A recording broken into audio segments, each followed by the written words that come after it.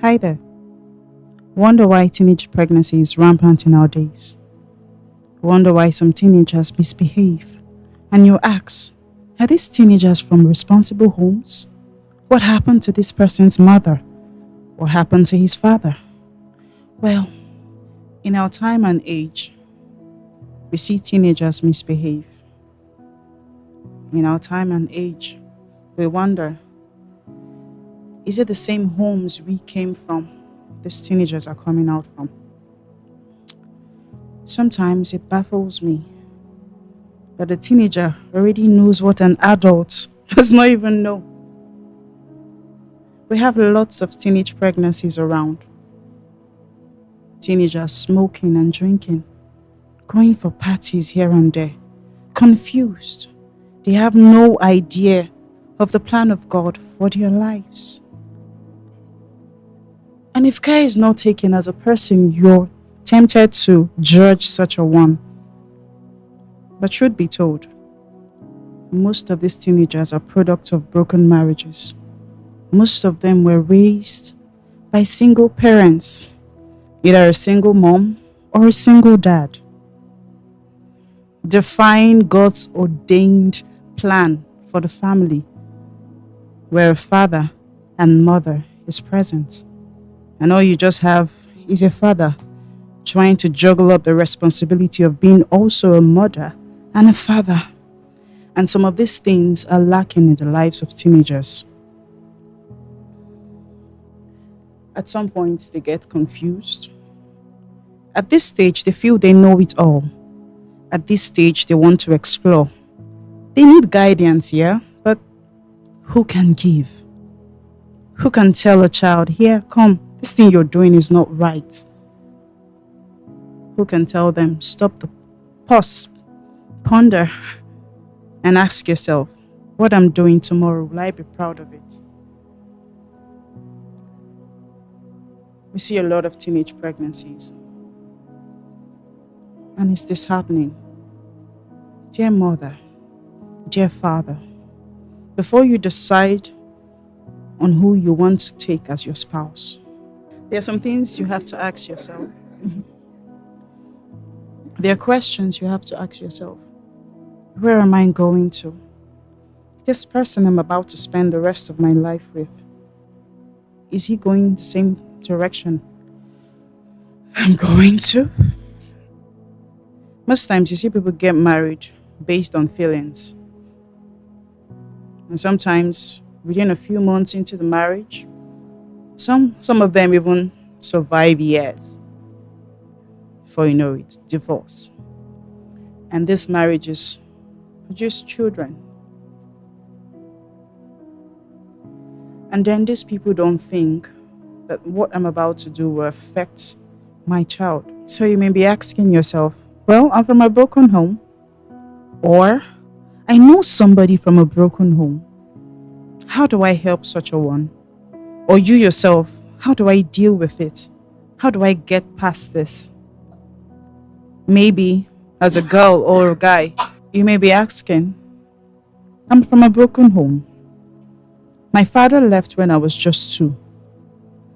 My mother left when I was a few months old. How do I deal with this? There's this bitterness in my heart. I've not even gone past what I feel. And you're asking me to be right? Yes, the world will not judge you. You have every standard reason not to do the right things. But can I ask you a question? You see, David in the Bible never felt loved. If you read the Psalms correctly, you would know that this guy, there was a void in his heart. His brothers saw him as someone who brags a lot. His father saw him as a bastard. Yes, his mother loved him, but I seem to feel that at some point in her life, she said to herself, this child, yeah, he's a seed from God, but then because of him, people are saying I'm a prostitute. So her love for him was biased. But David found a way to get to God. He always found a way. God was his comfort. God was his everything. Well, you may say, that's David and that's a Bible story. I don't even have a relationship with this God. Good question. You need a relationship with Jesus, first of all. He alone can help you heal. He alone can soothe that pain. He alone can be that father, that mother you've never had. He alone can fill the void in your heart. David was able to find solace in God.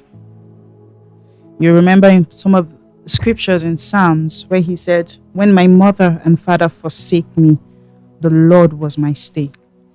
He always acknowledged the presence of God in his life.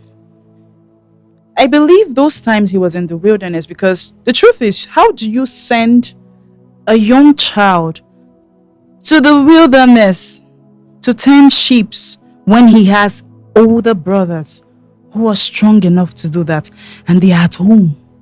You send a 12-year-old or so to tend sheep. Like, how do you do that? He encountered the bear. He encountered the lion.